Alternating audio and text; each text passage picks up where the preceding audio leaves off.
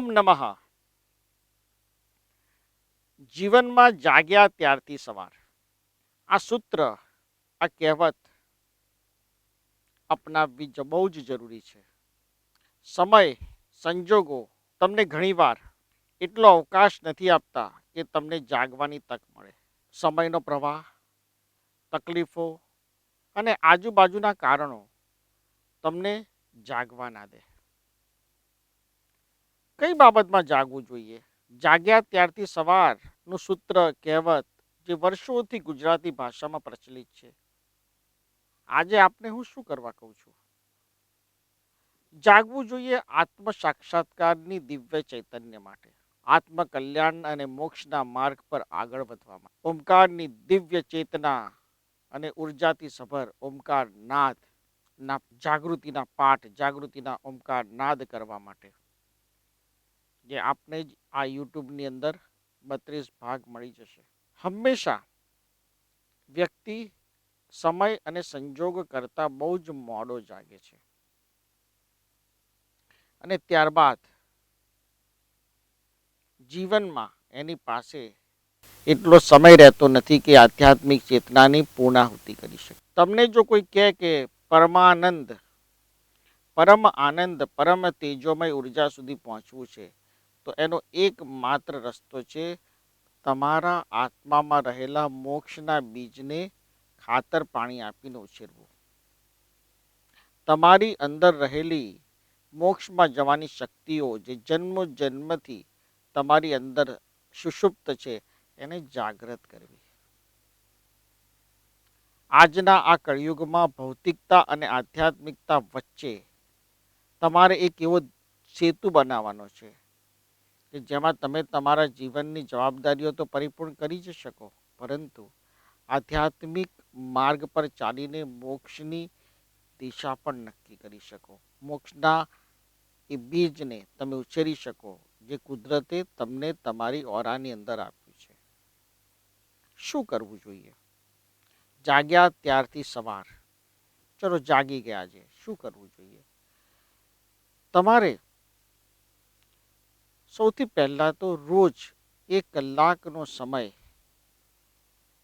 તમારા આત્માના અંદરની ઉર્જા તમારા મોક્ષના બીજ સુધી પહોંચે એના માટે પ્રયત્ન કરવાનો છે.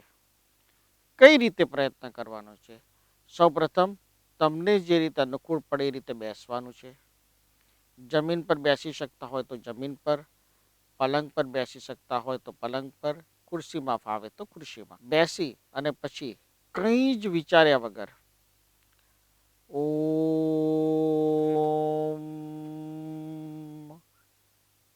શોવામ નમઃ, ઓમ શોવામ નમઃ, ઓમ શોવામ નમઃ, ઓમ શોવામ નમઃ નું ચેન્ટિંગ, એ મંત્રનો સતત જાપ 5 મિનિટ, 7 મિનિટ, 10 મિનિટ, 15 મિનિટ કરવાનું છે.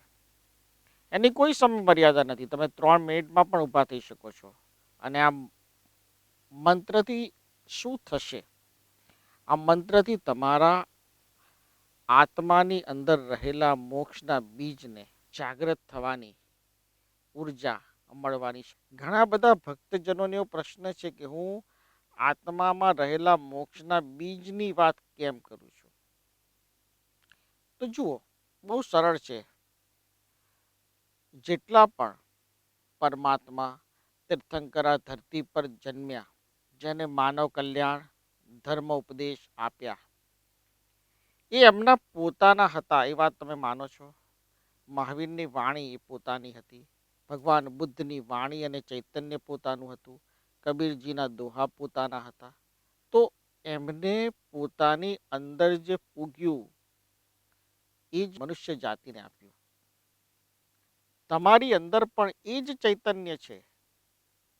તમે પણ એ જ ચૈતન્ય સાથે જન્મ્યા છો, જે ચૈતન્ય બુદ્ધ, મહાવીર, કબીરજી લઈને જન્મ્યા હતા. રામ કૃષ્ણ લઈને જન્મ્યા હતા. તમારી અંદર પણ એ જ ઈશ્વરનો અંશ છે. ફર્ક એટલો છે કે તમે જાગ્યા નથી. તમે એવું સમજો છો કે અમે તો ખાલી સામાન્ય માણસો છીએ, અમે તો પાપ કરનાર અને પાપની આ કળિયુગમાં પીડા ભોગવનાર મનુષ્ય છે. મોક્ષનો વિચાર અમે કરી બી લઈએ તો બી અમારા માટે પુણ્ય છે. રામ કૃષ્ણ, ભગવાન બુદ્ધ, ભગવાન મહાવીરના ચરણોમાં ચાલી પણ લઈએ અથવા તો વિચારી પણ લઈએ તો બી અમારા માટે પુણ્ય છે. ગંગાના તટ પર ના રહીએ પણ ગંગામાં સ્નાન જીવનમાં એકવાર કરી લઈએ તોય ધન્ય છીએ. બસ આ વિચાર જ તમને વામણા બનાવે છે અને તમને સુવાડી દે છે. સાચું કહું તો હું આને પલાયનતા કહીશ કે તમારે કરવું નથી, મોક્ષની દિશામાં જવું નથી અને ભૌતિકતામાં જ રચ્યા પચ્યા રહેવું છે. માટે તમે આ ભાગેડુ વૃત્તિ બતાવો છો, માફ કરજો, પણ તમારી આ ભાગવાની વૃત્તિ એ તમને જાગવા નથી દેતી અને ત્યારે તમારા જીવનમાં જાગ્યા ત્યારથી સવાર થતી નથી. મેં મારા જીવનમાં ચૈતન્ય મોક્ષના બીજને ખોલ્યું અને મેં મંત્ર શક્તિપાત, ઓમકાર ચાલીસા, નવદુર્ગા ચાલીસા, શ્રીમદ ભાગવત ચાલીસા, ઓમ શ્રી 12 જ્યોતિર્લિંગ ચાલીસા, અલગ અલગ મંત્ર શક્તિપાતો, અલગ અલગ શ્લોકો સિદ્ધ કર્યા. દરેકની અંદરનું ચૈતન્ય અલગ છે, દરેકનો માર્ગ અલગ છે. તમારી અંદર બી આ માર્ગ છે. તમને એવી ઈચ્છા નથી થતી જેમ બેંકના લોકરમાં તમે કશું મૂક્યું હોય ને તમે જ્યારે ચેક કરો ત્યારે જુઓ કે હા વસ્તુ પડી છે, તો તમને એવું નથી થતું કે તમારા આત્માની લોકરમાં જે મોક્ષનું બીજ મૂક્યું છે એમાં શું ચૈતન્ય છે, કેટલા કિંમતી શક્તિશાળી દાગીના છે, એ જોવાની ઈચ્છા તમને પ્રબળ નથી થતી? તમને એવું નથી થતું કે હું મારી એફડીઓને વારંવાર ચેક કરું છું, મારી પાસે કેટલા તોલા સોનું છે ચેક કરું છું, રોજ સવારે છાપું વાંચું છું અને એ જ છાપાના ન્યૂઝ જે વર્ષોથી પુનરાવર્તિત થઈ રહ્યા છે એ જ ન્યૂઝ આવ્યા કરે છે, એમાં સમય બગાડું છું એના કરતાં મારા આત્માની તિજોરીમાં રહેલા મોક્ષના બીજને હું શોધી અને મને કુદરતે એવી તો શું શક્તિ આપી છે જેને હું ખીલવી શકું? તમને વિચાર ક્યારે નથી આવતો? વિચાર જો ના આવતો હોય તો આવવો જોઈએ. અને એનો બીજો માર્ગ જે મંત્ર મેં સમજાવ્યો એ તમારે રોજ કરવાનો છે. અને ઓમકાર ત્રિતાંશ ક્રિયા યોગ એક જે ભક્તજનોએ ના કરી હોય એમને ઓમકાર ત્રિતાંશ ક્રિયા યોગ કરવાની છે. ઓમકાર ત્રિતાંશ ક્રિયા યોગના માધ્યમથી મોક્ષના બીજને શોધવાની, તમારી અંદરની શક્તિને કઈ રીતે જાગૃત કરવાની એની દિશા ખુલશે અને તમારો માર્ગ સરળ, પ્રશસ્ત અને સહજ થશે. મારું કામ છે તમને દિશા સૂચન આપવાનું, પથદર્શક બનવાનું, માર્ગદર્શક બનવાનું. તમે કેટલું લો છો એ તમારા ઉપર છે. તમે તમારા પોતાના આત્મકલ્યાણ માટે કેટલો સમય કાઢો છો એ તમારા ઉપર છે. આ 100% તમારું છે. અને આજથી જ જાગો, જાગ્યા ત્યારથી સવાર. કાલ તમે કુદરતને એવું નહીં કહી શકો કે હે ઈશ્વર હું તો 75 વર્ષનો થઈ ગયો કે 75 વર્ષની થઈ ગઈ, પણ તમે મને કોઈ સાચી દિશા કોઈના માધ્યમથી બતાવી નહીં. હું તો પામર જીવ, ભૌતિકતામાં જીવતો ને જીવતી રહી, એવું કહેવાની તક તમને આજ પછી નહીં મળે. આજના આ દિશા સૂચક, આ પ્રવચન વ્યાખ્યાન નથી, ના, હું પ્રવચન વ્યાખ્યાન આપવાનો મને રસ પણ નથી. હું સાચું સમાધાન, સાચું સોલ્યુશન, સાચી દિશા અને પરફેક્ટ ગાઈડલાઈન આપું છું. કુદરતે મારામાં જ આપ્યું છે, મારી અંદર એ જ પ્રકાશ પાથર્યો છે. મારી અંદર જે છે એ હું તમને દેખાડું છું. તમારી અંદર જે છે એ તમે બીજા 500 લોકોને બતાવી શકશો?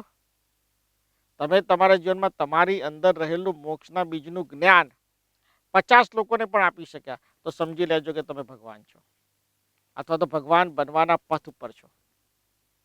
આ વાત વધારે પડતી નથી કહેતો, આ વાત હું બેલેન્સ કરીને કહું છું.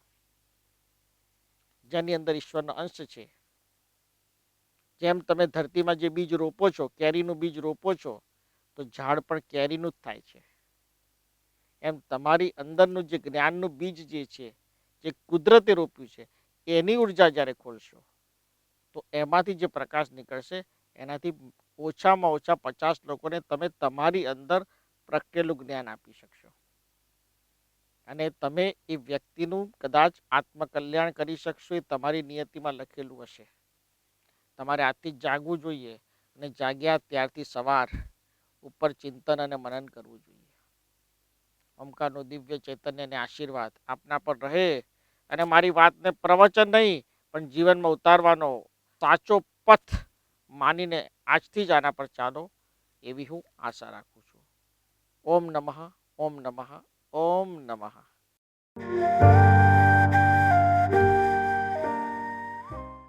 સદગુરુ ઓમ ઋષિ પ્રિતેશભાઈ યુટ્યુબ ચેનલ પર સબસ્ક્રાઈબ કરી બેલ આઇકોન દબાવો અને આવનારા લેટેસ્ટ વિડીયો આપ જોઈ શકો છો.